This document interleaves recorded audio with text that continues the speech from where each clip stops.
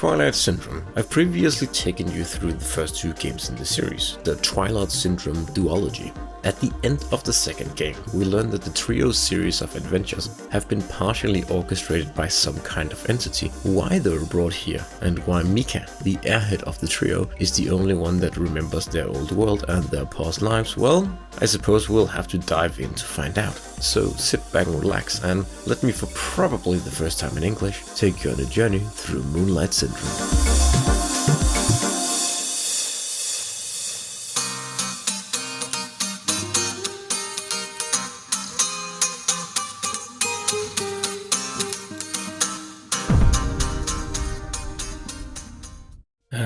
I think I'm starting to get tired. My ears are ringing.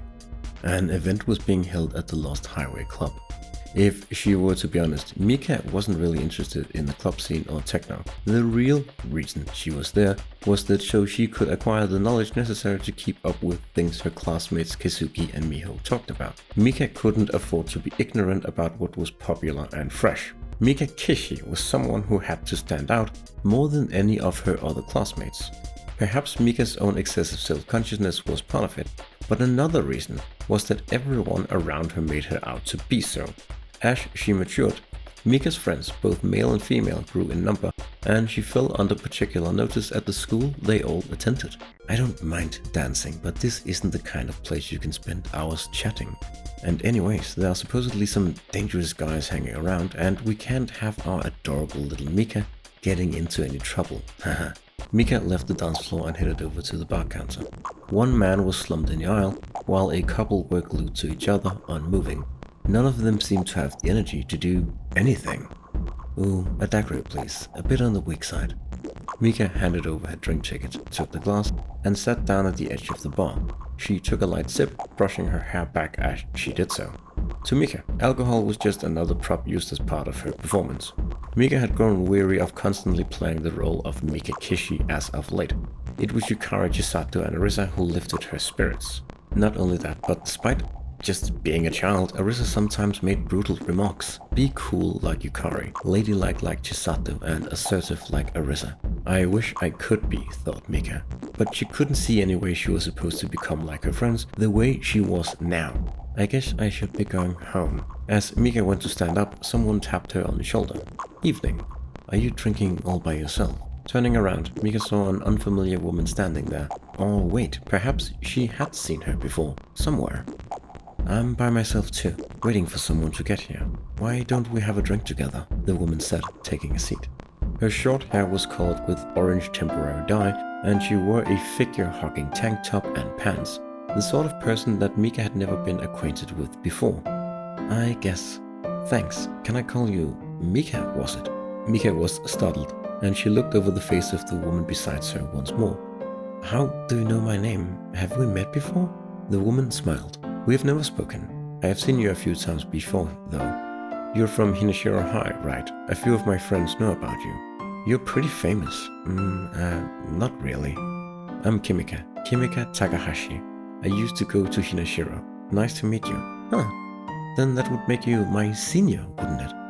That stuff doesn't matter once you graduate. Just call me Kimika. Okay. Kimika was talkative. She spoke of how Hinashiro used to be, the club scene, music. She had topics to converse about in abundance, and Mika opened up to her completely. If she thought about it more deeply, Mika would have realized that Kimika seemed to be keeping her there. But the time continued to pass without her noticing. And then suddenly a man came trotting over towards them. You're late, dumbass. At least I had Mika to keep me company, so it wasn't so bad. Come on, say hi to Mika. The man didn't look dressed for clubbing at all. His suit, oddly worn, seemingly stretched beyond his means to buy, didn't particularly suit him. Hi, I'm Suzuki. Hi, I'm Mika. Is this the guy you were waiting for, Kimika? Yeah, that's him. Don't get the wrong idea, okay? He's just a friend. He said he was free when I called, so I told him to come get me. Well, okay then. Are you staying here, Mika, or do you want a ride? Are you sure? Oh, thank God. Walking home seems like such a pain in the ass. Haha, let's get going then. The trio began making for the exit. As the man walked ahead, Kimika whispered quietly into Mika's ear. I said he's a friend, but I pretty much just use him as my chauffeur. and the two let out a chuckle. They waited outside the club for the man to bring his car around. Oh, cool, it's an import. It's an Alfa Romeo Giulia. His dad is rich or something. Lucky bastard, huh? Come on, get in. The pair got into the back of the car. It finally pulled away, and as a wave of dizzying neon washed over them, the man spoke. Whereabouts is your house, Mika? Is this place called the Pyramid Palace? Kimika sat forward. There's a road leading there that goes through Yocyou Pass, so we can go over Moon Bridge. Want to, Mika? For real? Yay! I've never been there before. Then that settles it. Did you get that? Moon Bridge. With a nod, the man hit the accelerator. After briefly leaving the downtown area and heading along a bypass leading to the mountain pass for a time, the dazzling illumination of Moon Bridge swam into view amidst the black silhouette of the mountain. Wow, so pretty. Wanna get out for a bit, Mika? Hey, pick somewhere that looks like it has a nice view and stop the car. The car pulled up alongside a nearby walkway, and Mika and Kimika got out, and cutting across the road, they were able to get an unbroken view of Moon Bridge. Huh, it's amazing. Behold, the might of civilization. Civilization, huh? I love nature too, though. Really, but the countryside is so empty. The city is where it's at, and I admire cool city girls like you, Kimika. A soft breeze blew, gently ruffling their hair as it passed by. They stood there in silence for a while before Kimika spoke, moonlight shining on her face, her expression unreadable. Mika, do you have a boyfriend? Yeah, I guess so. Oh, what is he like? I just met him at the club earlier. The wind grew louder, and Kimika stood there, rigid, frozen. Mika, I realized something. I really liked him, but he was just fooling around. Kimika? I was such an idiot, getting all caught up in it without even seeing. He never calls, and he doesn't want to see me, even if I turn up where he's meant to be. It's been 3 months now, and he says that I should just forget, and that we were just messing around, but I can't forget. I can't, because inside me is... Sorry, I didn't mean to whine at you. I never meant to talk about it. I wanted to be like you, Mika, you know, popular with everyone, having fun with both your juniors and your seniors. But I was awkward, and I never had any friends, so... sorry. Come on, let's go. We shouldn't stay out too late. Okay. Mika began walking back to the car. As she watched her go, Kimika made up her mind. I thought I had stolen him from Kyoko, but he never cared about me. I'm sorry, Mika. You're a good girl. But I don't want to give him up to you.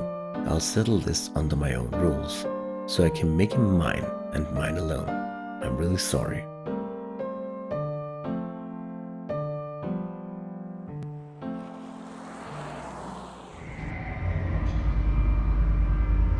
Mika sneaked into her room and laid down on her bed.